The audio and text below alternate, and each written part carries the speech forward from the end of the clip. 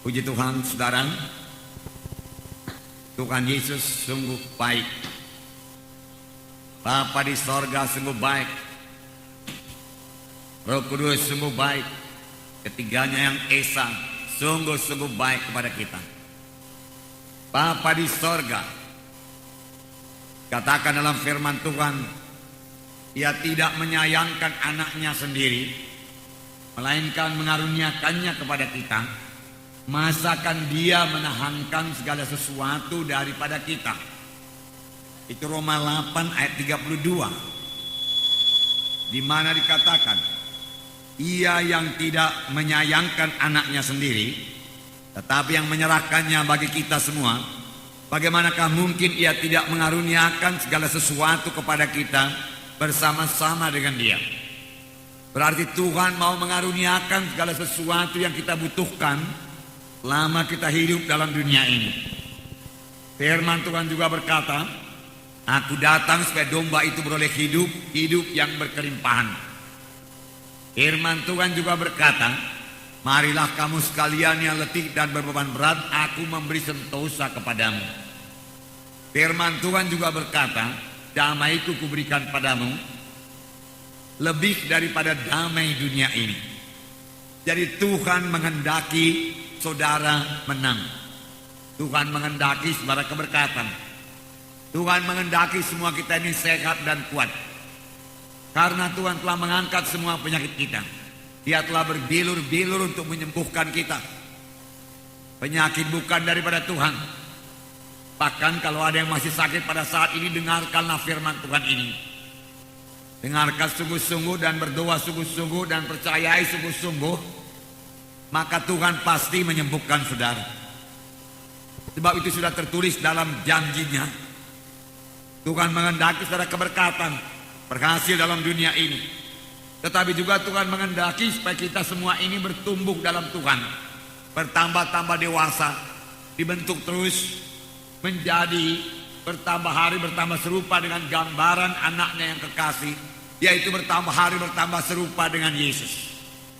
Firman Tuhan menghendaki demikian, terutama dalam hal karakter kita. Kita meninggalkan semua kehendak daging dalam hidup kita. Kecemaran, percabulan, hawa nafsu tinggalkan semua. Penyembahan berhala, perseteruan tinggalkan semua. Mementingkan diri sendiri tinggalkan semua. Mulai mengasihi Tuhan, mengasihi jiwa-jiwa yang lain. Tuhan mau menjawab doa saudara. Tuhan mau menyatakan kuasanya dalam hidup saudara. Tuhan mau memberkati kita, memberkati KKS kita.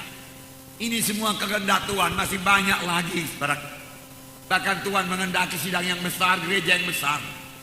Untuk penduduk kota Medan yang 2 juta ini, saudaraku. Saudara, Tuhan tidaklah keberatan memberikan 10%, saudaraku, untuk beribadah kepada Tuhan pada tempat kita ini, saudaraku. Itu kehendak Tuhan.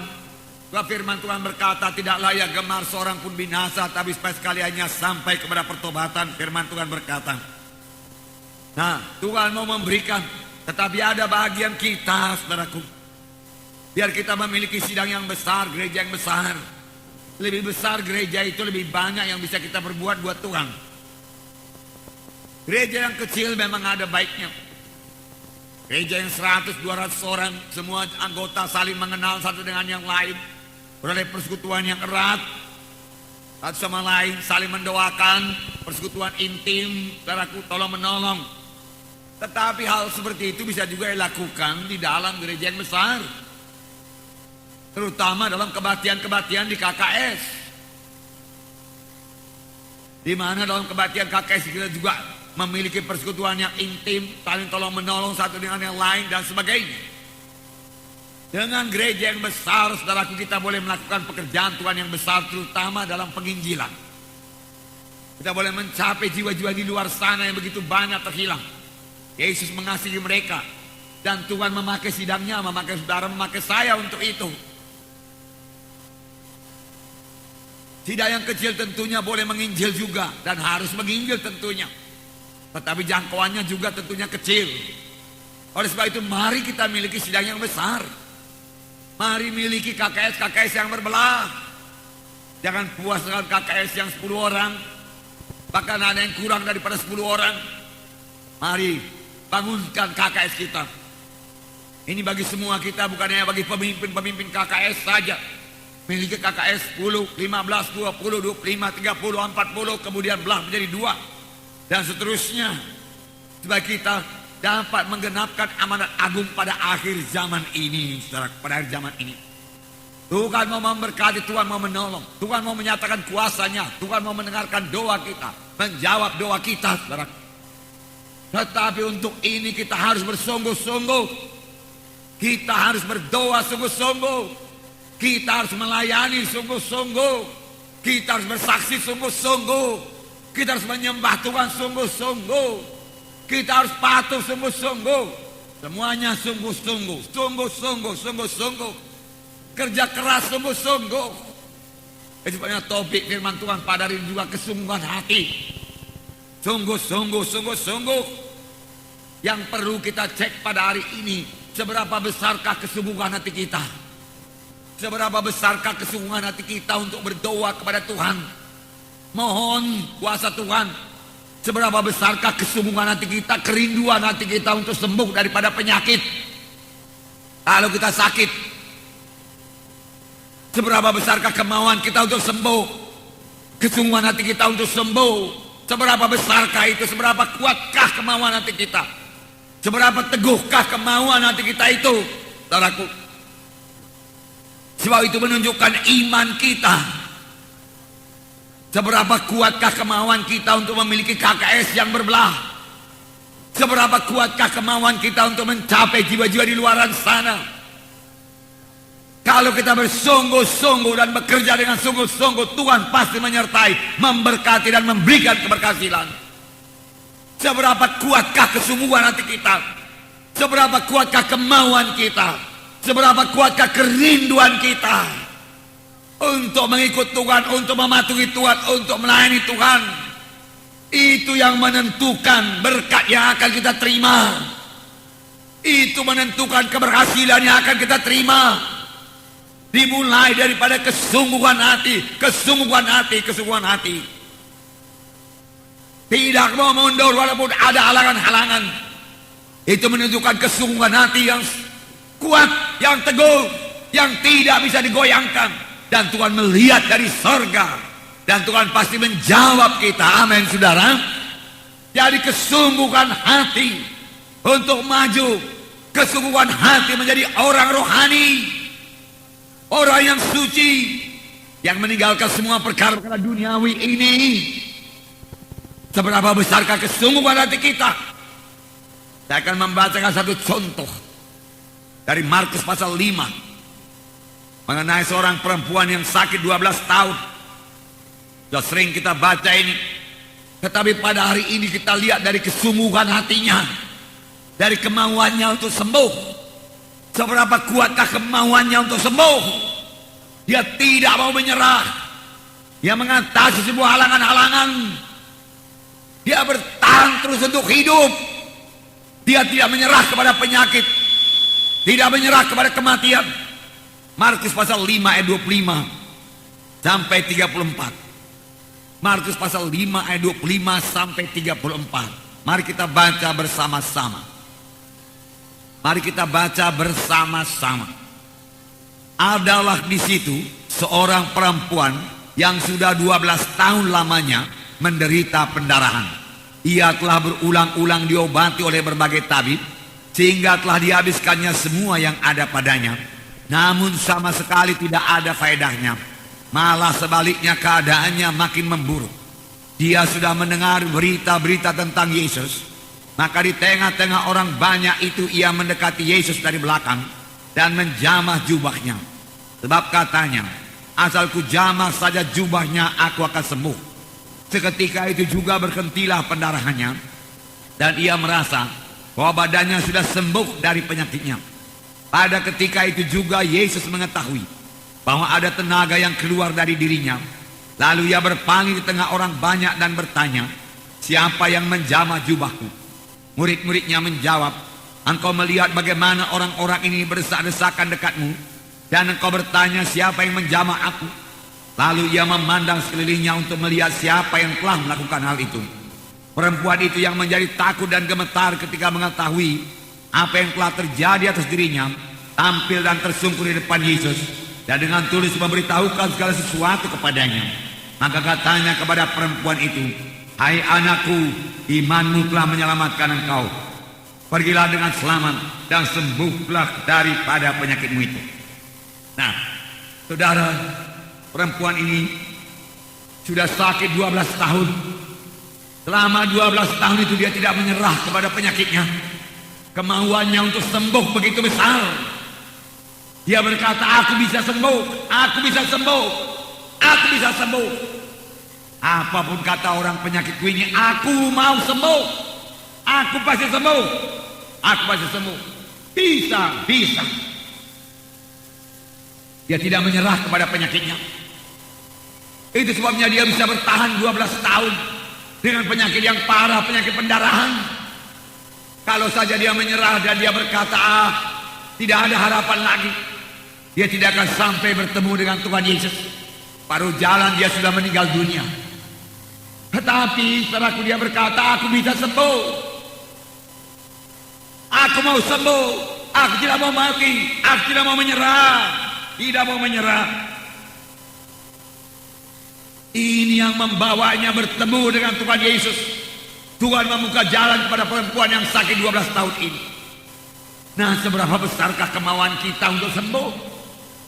Ada Tuhan Yesus yang menyembuhkan kita.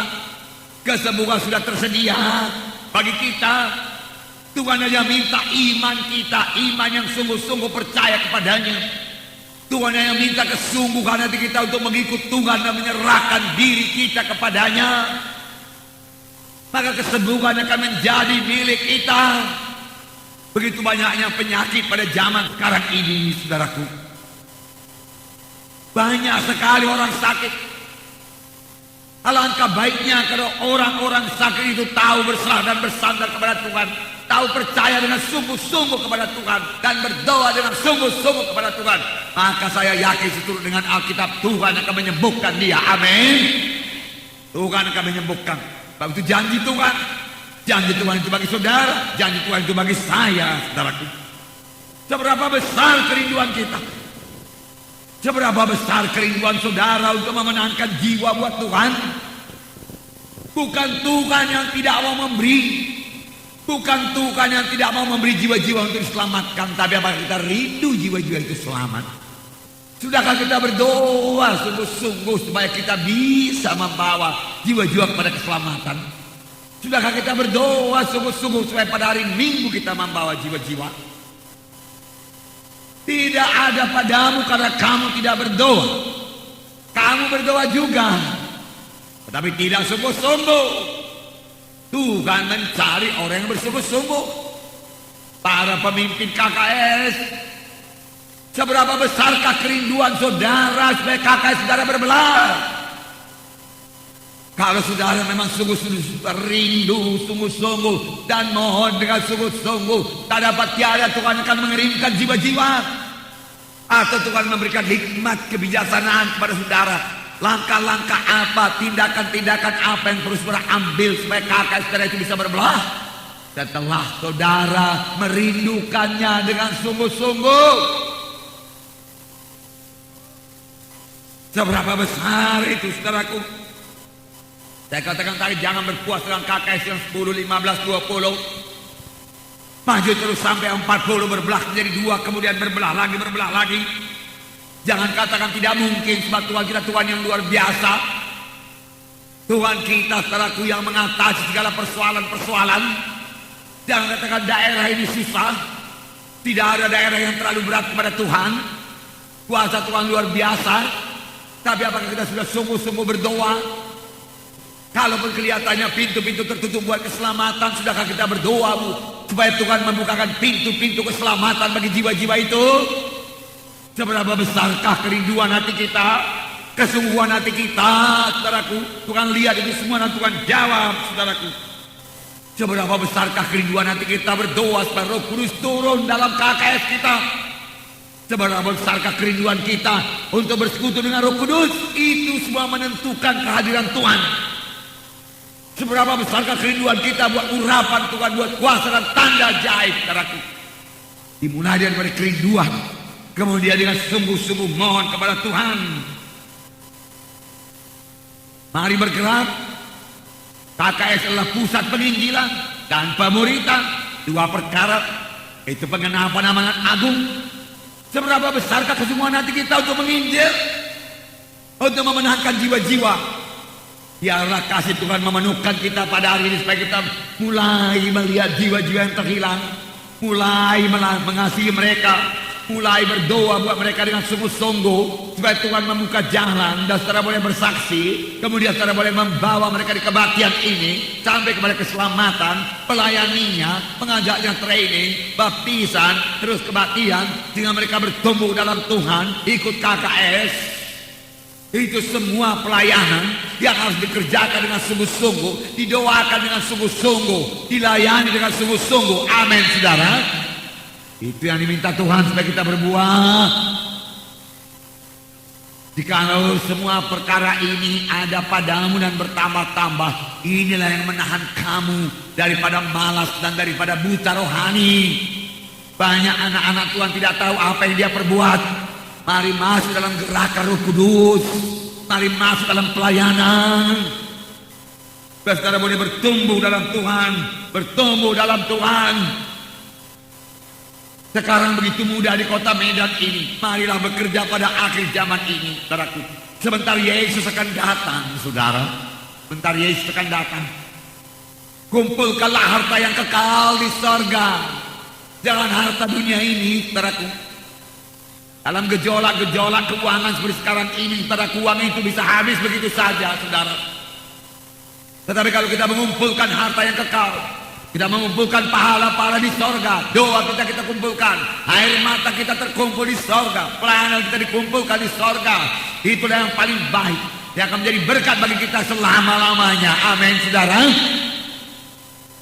Cari perkara-perkara di atas, pikirkan perkara-perkara di atas.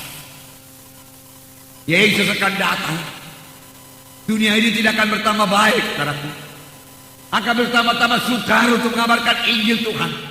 Oleh sebab itu mari kita bergerak dengan cepat. Masih banyak jiwa-jiwa perlu diselamatkan. Saudara tentunya sudah mengetahui bahwasanya hanya Yesus jalan keselamatan. Tidak ada yang lain. Tuhan sendiri berkata, akulah jalan dan kebenaran dan hidup. Seorang pun tidak sampai kepada Bapa kalau tidak melalui aku. Tidak ada jalan yang lain. Hanya Yesus saja jalan. Tidak ada juru selamat yang lain. Hanya ada Yesus. Kebenaran kita, kebaikan kita, sumbangan kita, pertolongan kita semuanya baik, saudaraku. Tetapi tidak bisa membawa kita ke sorga.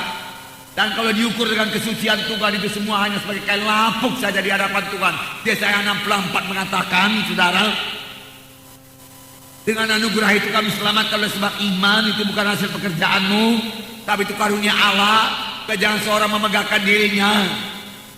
Mari bawa jiwa-jiwa sebanyak-banyaknya. Mari berdoa dengan sungguh-sungguh. Jangan biasa-biasa saja. Kalau biasa-biasa saja belum berhasil, lakukan yang luar biasa. Amin. Kalau doa 1 jam belum berhasil, berdoa 2 jam, saudaraku. Itu namanya, saudaraku, bersungguh-sungguh, bersungguh-sungguh. Pada permulaan sidang ini kami melayani dengan satu tekad, dengan kebulatan hati. Sidang ini mesti hidup, mesti bertumbuh, tidak mau menyerah apapun halangan. Walaupun ada saatnya kami dipanggil polisi, dipanggil pengadilan dan lain sebagainya, kami maju terus. Pelayanan waktu itu tidak seperti di kota, mudah. Dengan naik sudako sebentar sampai bisa mengunjungi. Kami naik mobil pun berjam-jam bergumul dengan jalan yang berlumpur. Kemudian kalau mobil tidak bisa jalan terus, jalan kaki ke tempat tujuan. Dijumpai orang-orang kampung, orang-orang desa, dikabarkan Injil, gereja mesti berdiri, gereja mesti berdiri. Dan memang berhasillah berdiri gereja di kampung itu, saudara. Harus berhasil, tidak ada jalan mundur. Harus berdoa dengan bersungguh-sungguh, mencucurkan air mata dengan bersungguh-sungguh. Tiap kali mau berangkat menginjil, mencucurkan air mata. Dahulu sebelum mencucurkan air mata, saya tidak berangkat. Saya sudah mencucurkan air mata karena mengasihi Tuhan dan mengasihi jiwa-jiwa itu, saudaraku. Pelayanan menjadi begitu ringan kepada saya. Tidak berat lagi menempuh perjalanan yang berat itu. Karena sudah mengasihi jiwa-jiwa dan rindu melihat keselamatan mereka. bertahun-tahun. Saudaraku demikian, saudara, sekitar 14 tahun, saudara. Dan gereja-gereja di desa berdiri. Lalu mulai muncul gereja kemenangan iman Indonesia yang sama sekali di Medan tidak dikenal pada waktu itu, saudara. Sebelum kita masuk ke Medan, tahukah saudara bahwasanya kita masuk ke Medan untuk gereja kemenangan iman Indonesia baru 10 tahun yang lalu? Sebelum itu selama 7 tahun hanya I Care di Sima Concern, di gedung keluarga Simatupang, saudaraku, yang sekarang jadi Prismat itu, saudara. 7 tahun kita kebaktian di situ. Banyak jiwa dia selamatkan yang menyebar ke seluruh Indonesia ini. Sehingga kemana saja saya pergi KKR, saudaraku, sampai ke Kupang sana, di Balikpapan lah, saudaraku, di Pontianak, saudara, tetap berjumpa dengan anak-anak I Care yang dulu, yang saya selamat dalam pelayanan Bapak. Terima kasih Pak. Saya sekarang di gereja ini, oke, maju terus, saya katakan layani terus. Tidak ada yang sia-sia kalau kita melayani dengan sungguh. Amin, saudara. Sungguh. Sekarang di kota muda timbangi dengan ke desa-desa, saudaraku, alangkah mudahnya melayani di kota. Semua pengangkutan cukup, saudaraku. Bahkan kalau saudara lapar sebentar bisa, saudaraku, makan di luar. Kalau ke desa mau makan apa, saudaraku? Kami pernah sekali pulang dari desa, malam gak bisa pulang, jadi kami menginap. Saudara, tadi pagi, saudaraku, yang punya rumah juga cukup miskin, dia sendiri pun tidak makan, saudara. Jadi kami pun pulang tanpa makan pagi-pagi, berjalan kira-kira 2 jam untuk mencapai mobil. Jadi apakah yang kami makan, saudara? Ada tebunya. Beberapa rumput di luar, saudara, masing-masing kami ambil 1 batang, saudara. Pisau juga tidak ada. Lalu dengan kulit-kulitnya semua digigit sepanjang jalan, saudara. Alangkah nikmatnya, saudara. Rupanya karena tebu itu mengandung gula, memberikan kekuatan kepada kami semua untuk berjalan selama 2 jam itu, saudara. Menikmati tebu itu dan sampai ke mobil, puji Tuhan. Semuanya diberikan Tuhan yang terbaik. Tuhan tidak pernah meninggalkan. Amin, saudara. Nah, begitulah penginjilan pada waktu itu untuk memenangkan jiwa-jiwa. Tetapi gereja berdiri. Anak-anak Tuhan teguh sampai sekarang, puji Tuhan. Firman Tuhan tidak kembali dengan kosong. Rindukah saudara urapan, berdoa dengan sungguh-sungguh. Rindukah hikmat, berdoa dengan sungguh-sungguh. Baca Alkitab dengan sungguh-sungguh. Rindukah kuasa dan tanda ajaib, berdoa dengan sungguh-sungguh. Dengan sungguh-sungguh. Jangan asal berdoa saja. Saya percaya di sini ada beberapa orang alumni. Kami akan segera mengirimkan saudara untuk membuka kota-kota. Kita sudah ada di 18 provinsi di Indonesia ini. Tinggal 9 provinsi lagi. Jadi kalau provinsinya, ibu kotanya, saudaraku, hanya dalam tempo beberapa bulan ini selesailah semua seluruh Indonesia. Tetapi haleluya. Tetapi maksud kita, saudaraku, sebelum selesai tahun 2000, bukan hanya ibu kota provinsi yang sudah kita masuki, saudara. Seluruh ibu kota kabupaten di seluruh Indonesia ini sudah kita masuki. Amin. Itu goal kita. Kemudian kita bergerak ke luar negeri, saudara. Tidak ada yang mustahil. Tuhan kita Tuhan yang besar. Tapi apakah kita bersungguh-sungguh hati untuk ini? Para alumni mari bersungguh-sungguh hati, punya tekad yang bulat, tidak mundur. Dan saya mau mengatakan kepada saudara-saudara, mengerjakan pekerjaan Tuhan pasti ada halangan. Pasti ada tantangan. Cuma di mana-mana ada setan. Setan tidak akan pernah membiarkan, saudaraku, anak buahnya atau jiwa-jiwa yang belum selamat itu menjadi selamat dengan begitu-begitu saja. Oh, silakanlah Pak Pendeta Munte datang kemari, ini banyak jiwa-jiwa belum selamat, silakanlah kabarkan Injil, saya berikan ini untuk keselamatan. Nggak ada setan yang berkata demikian. Dia akan menghalangi di mana bisa. Tetapi Roh Kudus yang ada pada kita lebih besar daripada segala roh jahat dalam dunia ini. Amin. Dia lebih besar. Tuhan menentukan kita lebih daripada pemenang-pemenang. Mari kita kerjakan dengan segenap hati kita, amin. Para alumni, tidak ada dalam kamu saudara untuk mundur. Tidak ada. Tidak ada menoleh ke belakang. Tempuh terus. Apakah saudara ditempatkan di kota atau di desa, kerjakan pekerjaan Tuhan dengan setia, dengan mengasihi Tuhan, mengasihi jiwa-jiwa itu. Bangun kerajaan Tuhan. Inilah waktunya untuk bersungguh-sungguh, saudara. Nah, sama sebagaimana perempuan yang sakit 12 tahun ini, dia tidak menyerah. Dia berkata, aku bisa sembuh, aku bisa sembuh, aku mesti sembuh.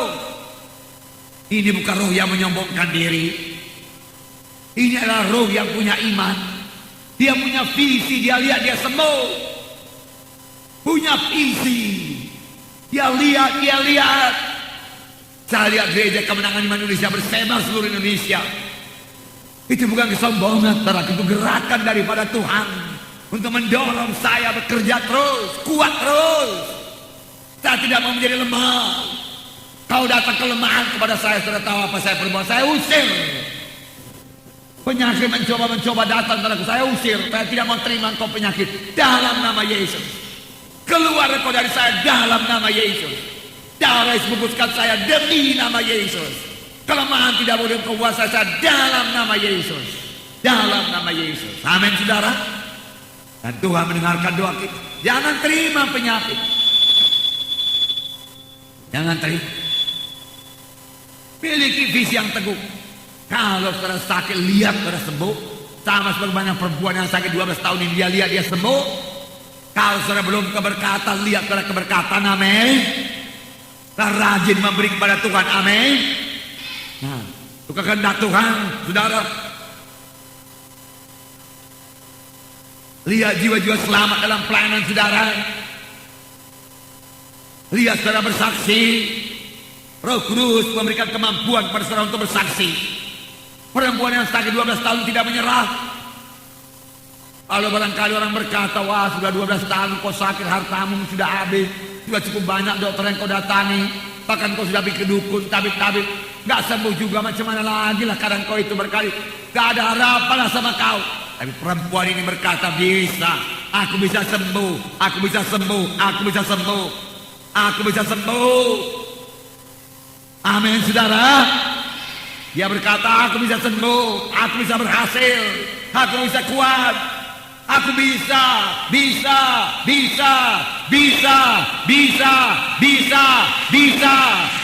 amin. Itu akan mengubahkan hidup saudara. Itu akan mengubahkan hidup saudara. Apakah persoalan saudara, persoalan keluarga, anak-anak yang nakal, bisa diubahkan Tuhan, amin. Bisa. Firman Tuhan berkuasa, beri kepada dia firman Tuhan, taburkan firman Tuhan, firman Tuhan tidak kembali dengan kosong, membentuk dia. Bisa.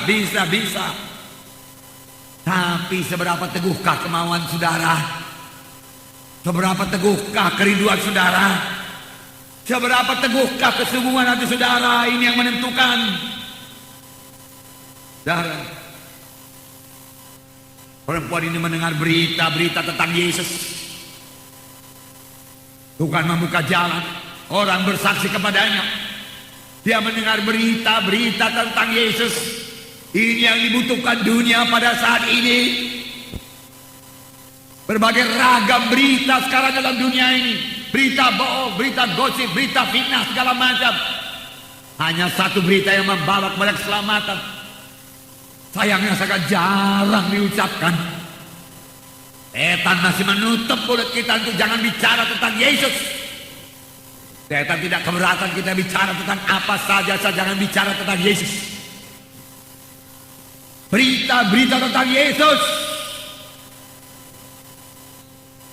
Sidang pertama memenuhi dunia ini dengan berita tentang Yesus. Sidang zaman akhir jangan bungkam. Jangan bisu. Oh, saudara berkata saya tidak bisu. Saya tahu saudara tidak bisu. Saudara pandai cerita. Tapi bukan cerita tentang Yesus. Cerita apa? Cerita politik? Bisa. Ya, cerita yang lain bisa. Cerita Clinton pun bisa. Semua bisa. Hanya satu yang gak bisa, cerita Yesus. Bukankah itu lumpuh, saudaraku?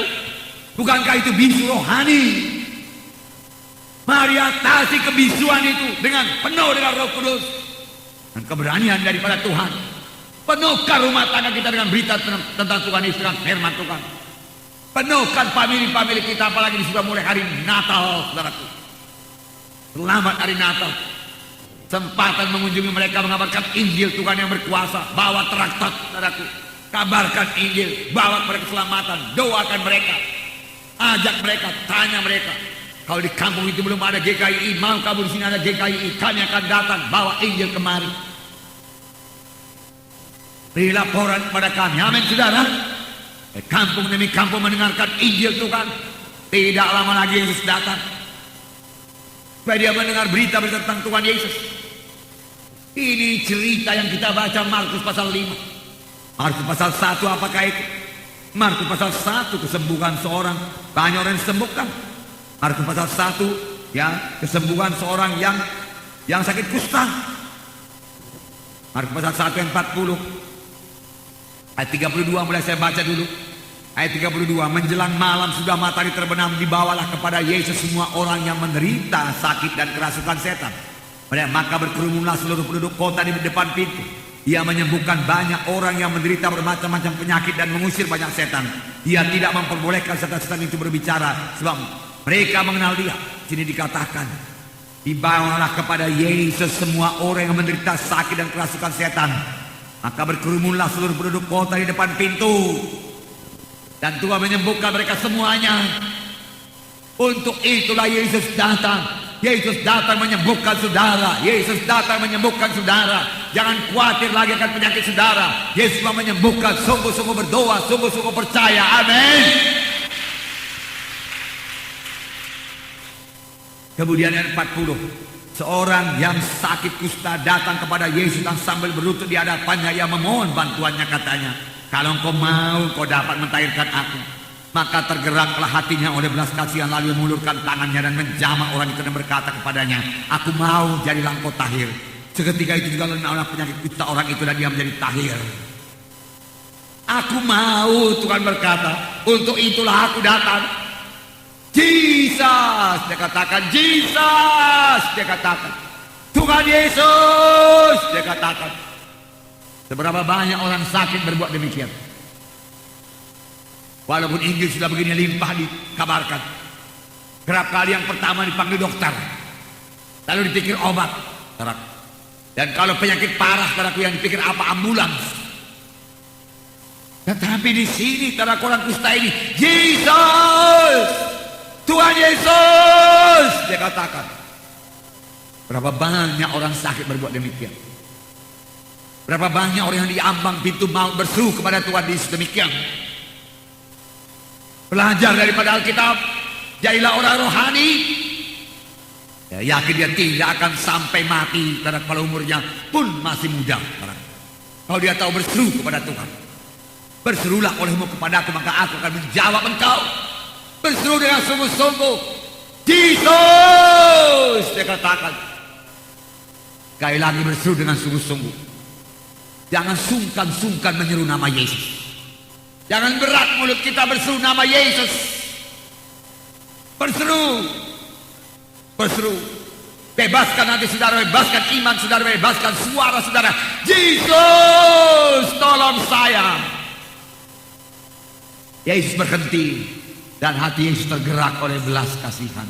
Hati Yesus tergerak oleh belas kasihan. Mengulurkan tangan kepada orang Yahudi tidak boleh.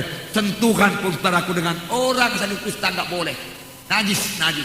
Tapi Yesus mengulurkan tangannya. Aku mau jadilah engkau tahir. Ketika juga sembuhlah penyakit.